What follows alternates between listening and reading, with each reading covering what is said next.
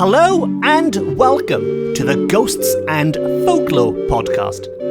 I'm Mark Rees, and on each episode I investigate a different, weird and wonderful subject. And on this episode we are going to look at what could be described as a very dark detective story in which a wizard is employed to solve a mystery, and does so using some quite macabre methods involving skulls and all sorts of things that I won't spoil now because it's all coming up shortly.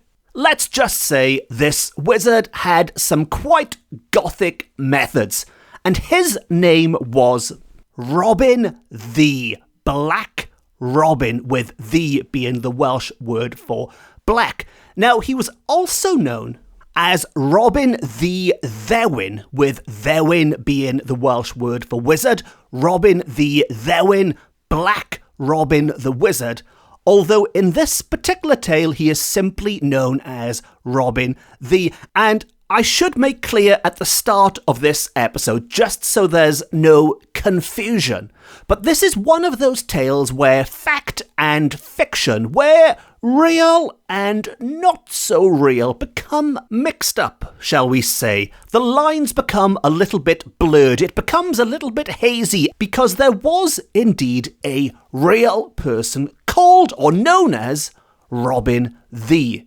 He was a poet, a prophetic poet who was writing in Anglesey in the 1400s. At the other end of the scale, there is also Robin the, who was known in folktales as being this all-powerful wizard. The Robin the we are going to look at in this particular tale falls somewhere in between, because this Robin the was also known to be a wizard. The big difference was he had no actual powers. He had no magical abilities. Or, to put it more bluntly, secretly he was a charlatan. He couldn't actually perform magic, but people believed he could. And that is the Robin the we are looking at on this episode. And I am sure Robin the, in his various guises, will become a reoccurring character on this podcast. This is his first appearance, as it were, but he will be back. But for now, we are sticking with this charlatan version of Robin the, who, depending on how you want to look at it, was either quite clever, quite ingenious in the way he pulled off his magic tricks, or you could just say he was a crook, a charlatan, a fraud. But rather than making up your minds now, let me tell you this tale, and then we can pick it apart at the end and see what you think. Now, to begin at the beginning, Robin the was based in the north of Wales, and as mentioned, while he wasn't a real magician in this particular story, he was described as being so cunning that he could make people believe he had magical powers, and his fame spread over the whole of Wales. Now, this tale takes place in the Vale of Towie, where a lady has lost 3 precious gems. Not only were they valuable financially, but they had sentimental value to this woman. They had been given to her by her dead sister, and she had turned the house upside down, looked everywhere for them. She could not find these 3 precious gems. And as a result, she had to seek outside help and turned to, yes, you guessed it, Robin the, or Black Robin. Although, as an aside, this is kind of going off on a tangent into another piece of folklore. We are told that if only this lady had known of the Well of Llan Bedrog, if only she'd known, because, to quote, by means of that it is quite easy to discover who has stolen your property. All you have to do is kneel by it, and after throwing in a bit of bread, name all whom you suspect, and when the thief's name is mentioned, the bread sinks. If only she'd known about this much easier way of doing it, it would have saved everyone a lot of bother. But that would have been a very short story for this episode. She did not know about the Well of Llanbedrog. She summoned Black Robin instead. This powerful wizard she'd heard so much about, and sent a servant northward to track him down. Now, Robin wasn't cheap. Wizards never are they? Even if they are potentially fraudulent wizards, they are never cheap, and he was offered £50, quite a sum at the time, £50 to head southwards and to help this lady find these 3 gems, and that was an offer he could not refuse. And after meeting with the woman, after listening to her tale, he agreed that yes, he would find those 3 gems, but he needed payment up front. Give me the £50 now, and then we'll worry about your gems. To which the lady was naturally slightly reluctant. To quote, she said, £50 is a lot of money. It is indeed a lot of money. I should like to test your power before giving it to you. A wise move. Test this wizard's power first. Don't just take his word for it because, well, as we know, he isn't in fact a wizard, but she doesn't know that. And she thinks of this ingenious way to discover if he really has any powers. And Robin, of course, had no choice but to go along with it. He said, yes, bring it on, in so many words, bring it on. I accept the challenge. And so she put a tame bird under a dish on the table and sent for this supposed magician and asked him to say what was under the vessel. Now, maybe the lady thought she was being funny by doing this. Maybe she was having a little joke to herself. But it wasn't just any old tame bird that she'd hidden under there. In fact, it was a tame robin redbreast. A robin redbreast, the namesake of this magician. And if you keep listening, I'll tell you why the robin has a redbreast as a little extra at the end of this episode. But she summoned this Robin the pretend wizard, and asked him to say what was under the vessel.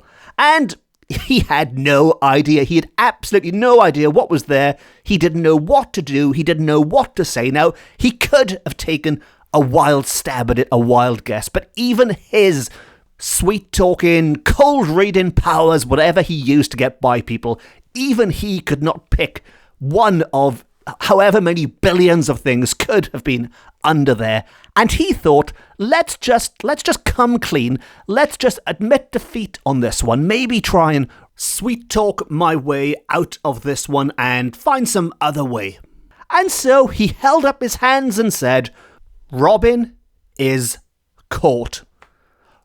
Robin is caught, and I am sure you are one step ahead of me here. But by Robin is caught, what he meant is I am personally caught. I am busted. The lady, however, thought it was amazing, thinking he referred to the bird which was a robin and which was caught, which was trapped underneath that vessel. She was, to quote, astounded at what she regarded as a wonderful display of power, and Robin was too cunning to confess. It's always the case, isn't it? It's always the charlatans who get all the luck. And that's certainly the case with Robin in this instance. He had the roll of the dice, as it were. And so the money was paid over, that whopping £50 was given to Robin, and the process of finding the gems, the actual real work, began. Now, while he might have been a rubbish wizard, a rubbish psychic, he was, as mentioned, very, very cunning. He had some ideas on what was really going on here, and to begin with, he inquired carefully into all the circumstances of the disappearance of the gems. He cross-examined all the inmates of the house minutely. No stone was left unturned. This investigation convinced him that one of the servants had stolen them. He believed a servant had stolen the 3 gems, but for some time he could not find out the actual thief, until one day he had a light bulb above the head moment. And as mentioned, things do get a little dark with this tale, and I don't know whether to applaud his ingenuity here or be disgusted at what popped into his brain. But one day, as he was taking the air with one of the men servants, he went for a walk for some fresh air with one of the servants. He happened to enter the churchyard. They walked into the churchyard where the sexton was digging a grave and had come across a quantity of old bones, among them being a skull. So a load of old bones and a skull have been uncovered. Whose bones, whose skull? Nobody really knows. And considering what happens next, nobody really cares either by the sounds of it. Because Robin helps himself to the skull.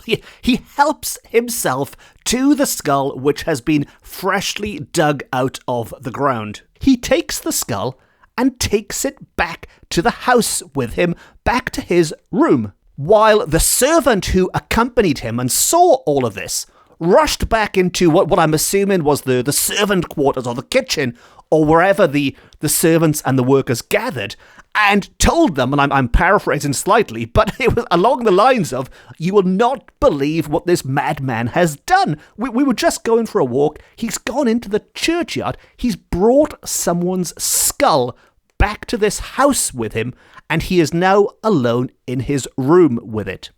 Now, of course, they were all curious, morbidly curious to know what the heck was going on, but they did not have to wait too long to find out, because Robin Ddu summoned them all to his room. He gave them all a very stern look, and then he said, "Tomorrow night I will summon a legion of devils, and they will punish the guilty with all the tortures of hell. But the innocent shall not suffer with the guilty. Take these." And with this, he handed to each one a tooth, yes, a tooth from a mouth, which he had wrenched from the skull.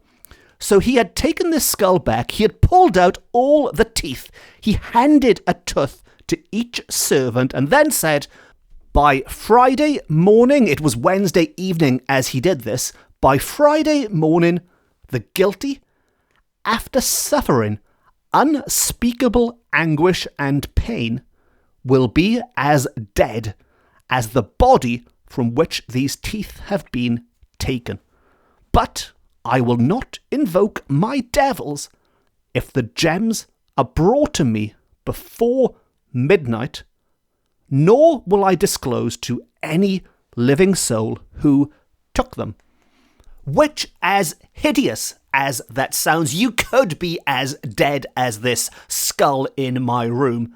At the same time, if you tell me, you will not get into any trouble. Nobody will know. That will be the end of the matter. Not a bad deal at all if you believe the words that he's saying, which presumably a lot of the servants would have. Although this only works if indeed it was one of the servants who were guilty, and Robin really was hoping that was the case, and that one of them would step forward and take his offer and avoid these torments of burning in hell, or whatever the alternative was. So he'd given them the deadline, midnight on Thursday, and just before midnight on Thursday, a trembling maidservant brought the diamonds to his room. The ploy had worked. But that had only solved half the problem, really. He had the gems now. He had the gems to give back to the lady. That was great. But he was supposed to do so using magical techniques. She'd given him £50 to perform magic. If he went back and said, well, look, I did it using my detective skills, that wouldn't work. He wasn't hired to be Columbo or somebody. He wasn't hired to smoke cigars and say, just one more thing. He needed a magical explanation. And so, looking out of his window in the morning, he saw a flock of geese fielding in a field not too far away from the mansion. And Robin had yet another light bulb above the head moment. Once again, he is very, very cunning.